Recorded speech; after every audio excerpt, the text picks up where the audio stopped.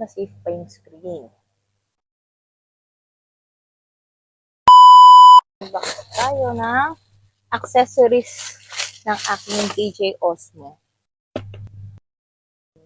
So, ang binili ko is DJ Osmo, yung Creators Combo. Kung saan meron na siyang inclusion na ganito. Yun nga lang, kapag kasama na tong item na to, hindi na siya masara.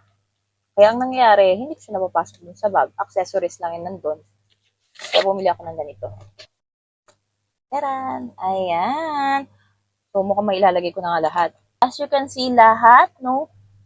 Creators Combo Package is kompleto at kasyang-kasya dito.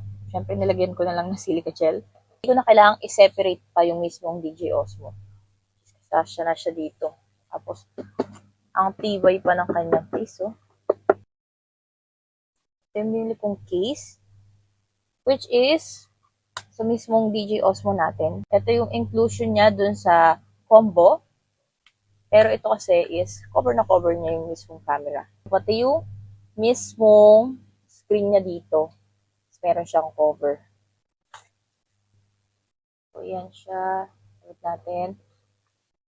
Yan, unahin natin yung mga ganyan. Then, sa likod. Ito yung hawakan niya.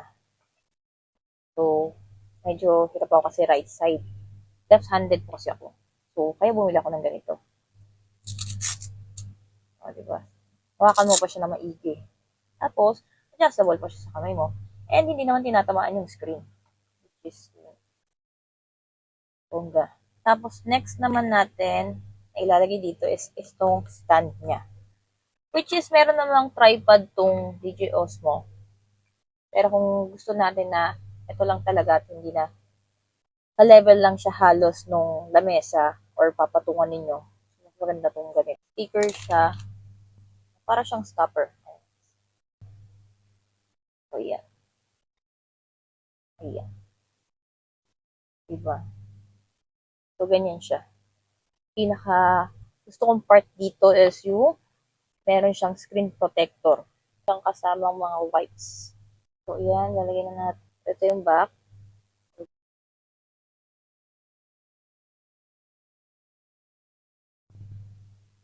Na ganitong item, you can check my yellow basket and buy now.